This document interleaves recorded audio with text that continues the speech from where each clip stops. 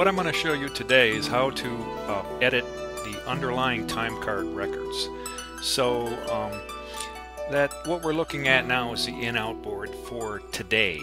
So at the end of the day, you can take a look at the employees over here and you can see these are their logins and these are their logouts, and this is kind of a mess. So like you can see here, this first employee, Carlos, he logged in the morning, but he neglected to log out at night. So that's fairly typical. So you can edit this right from the in-out board, and the way you do that is you go over here to the right and you click Force Logout. So let's say Carlos here, it looked like he came in at 8:25 in the morning. We'll say that he left at 5 at night. So what we're going to do is we're going to click Force Logout.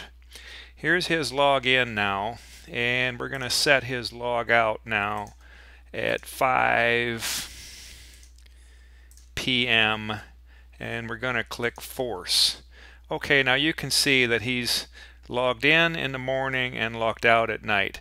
Now if you look at this, like Doyle here, he did it properly. He has an IP address. This is the IP address that Doyle logged in from. Carlos, on the other hand, because he didn't log in, underneath the login it says IP forced. What that means is the time card administrator went in and forced the logout for Carlos. Now this activity, obviously you want to keep it to a minimum. These are the kind of things that employees will do in an effort to remain in a subjective zone.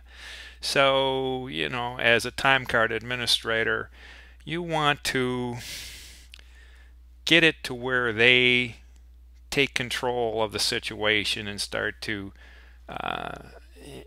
do the logins and logouts like they're supposed to. Let's look at the second situation here. This is Doyle. Now Doyle logged in the morning, he logged out at lunch, he neglected to log in and neglected to log out in the evening. Now it is possible that Doyle worked from 8 in the morning till 12, and the system will calculate it that way. However, it's more likely that he just neglected to do his stuff. So anyway, we're going to go through the same scenario. We're going to click Force Logout, and we're going to set him back in at 1 in the afternoon, and we're going to log him out at night at 5 p.m. Click Force Logout. Now you can see this is how this is supposed to look. So now we have a fairly good scenario for this day. So as far as this day goes, we have a firm foundation of the time card, the underlying time card records.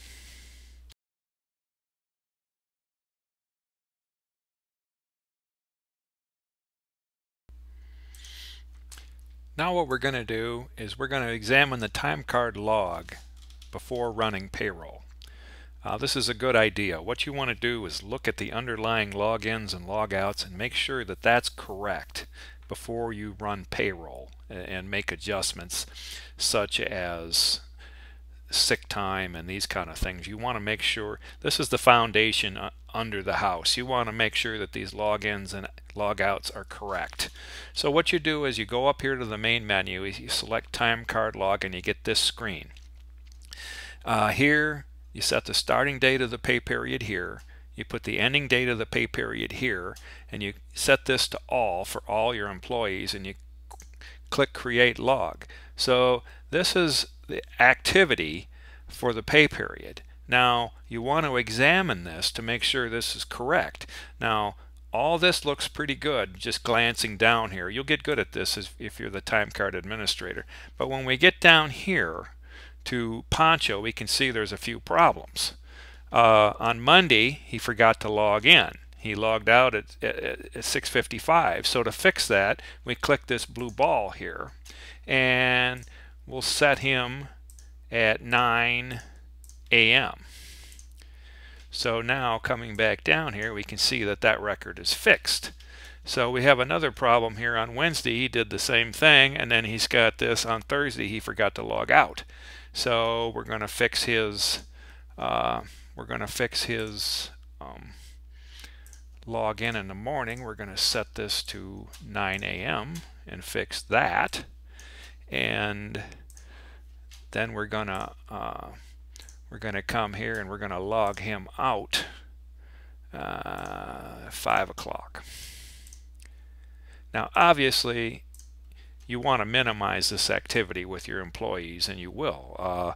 You know, the paycheck, the fate of their paycheck is in their hands. And you know, here's another situation here. We have Friday here where we have no log out. So this is, you know, this looks strange. He logged in at 7:38 at night. So, you know, we want to correct that and get that right. I would say he probably meant to log out. So we'll log him out at 7. We're going to log him in, and let's log him in. Let's say he got to work at 9.